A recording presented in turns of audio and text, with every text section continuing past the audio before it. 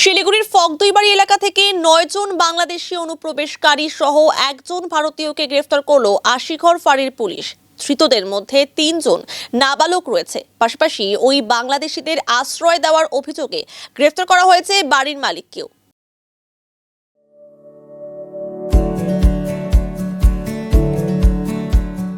Pamper, not just a hospital, but a mother.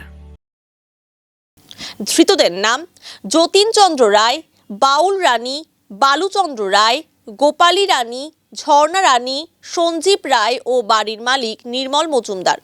Police সূত্রে জানা গিয়েছে, তারা ইসলামপুরের দিকে বাংলাদেশ সীমান্ত পার করে কয়েক মাস আগে ভারতে অনুপ্রবেশ করে। এরপর শিলিগুড়ি ইস্টার্ন বাইপাস সংলগ্ন ফকদইবাড়ি এলাকায় একটি বাড়ি ভাড়া নিয়ে প্রায় 1 মাস ধরে বসবাস করছিল। গোপন সূত্রে খবর পেয়ে আশিঘর ফাঁড়ির পুলিশ বুধবার রাতে অভিযান চালিয়ে সবাইকে গ্রেফতার করে।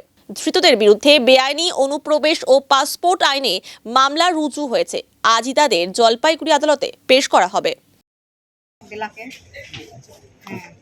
ওমপুর ডিস্ট্রিক্টে মনে করো ওখানে অত্যাচার খুব, এই যে মুসলিমেরা আমার মনে করো মুসলিম হবার বলছে, সেই কারণে আমি এখানে চলে আসছি। এই 18-19 দিন হচ্ছে আসিয়ে ভাইয়ের বাড়ি তুলছি। ভাইয়ের বাড়ি থেকেই মনে করো ভাইয়ের বাড়ি তো আর থাকা সম্ভব না, ভাই ভালোবাসলেও তো ভাউজ ভালোবাসবে না। এখন মনে করো ভাড়া বাড়িতে গেছি। এখন আমার তো ওটা বাঁচার পথ নাই, বাঁচার পথ না থাকিয়ে তো আমি চলে এসেছি। এখন সেই জায়গাটার কিন্তু আমার নাম স্মরণ নেই। হ্যাঁ, সাহায্য করছে মনে করো, হ্যাঁ টাকা পয়সা পার হইতে দিছি, মনে করো 5 জনে পার হচ্ছি, 80,000 দিছি। সব সম্পত্তি বিক্রি করে আসছি। এখন যদি বাংলাদেশে পাঠায়, আমার মরণ ছাড়া কোনো উপায় নেই, কোনো উপায় থাকবে না আমার। আমি আসছি সব কিছু বেঁচে টেছে, আমার ছোল দুইটা বাচ্চা আছে, বাচ্চা দুইটা যদি এটা আমার শান্তি থাকে সেইটা নিয়ত করি, কিন্তু আমি আসছি, তাছাড়া আমার কোনো নিয়ত নেই।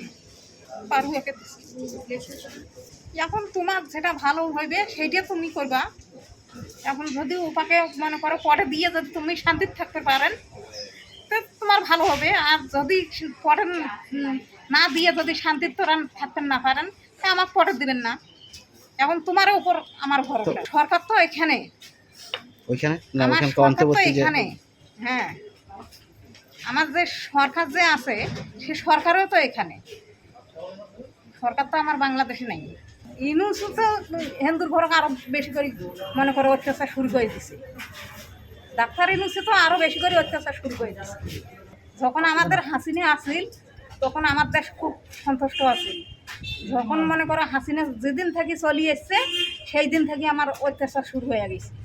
আমাকে মনে করো মুসলিম হবার পায়, ফির বাড়ি থেকে বেড়াইতে দেয় না, ফির মনে করো কোনো কথাবার্তা কইতে পারি নে, এইভাবে আমাকে অত্যাচার শুরু করে দিছে। তা আমি ওখানে থাকবো কিভাবে? আমিও ওইভাবে কিন্তু আমাকে নামাজ পড়ে কইছে, মুসলিম মেয়েরা আমার নামাজ পড়ে কইছে, আমার কোনটা করে কইছে আমি ওইটা করবো না, সেজন্য আমি যে বলে উঠে আসছি। এখন আপনার ঘরে বিচার আপনারাই করবেন। আমার জাতীয় ভাইদেরা তারা যদি কেন বুঝে যে আমার জাতীয় ভাই ঠিকই আমার বাঁচিয়ে দিবেন, আর যদি কেন না বুঝেন বাঁচিয়ে নেবেন না। আমার তো জমাজমি নাই গেছে, আমি ওই চোরাইভাবে আমার একলা, আমার নাতি 2 জন, মেয়ে জামাই। টোটাল কয়জন আছে আপনার? 5 জন, 3 জন বড়, 2 জন ছোট। না কোনো পুলিশ নেই, সরকার বলতে কোনো ইয়ে নাই, বিচার নাই। বিচার আমার বাংলাদেশে নাই। এখন ইউনুসের কথা আমি মুসলিম করবই, ছাড়বো না।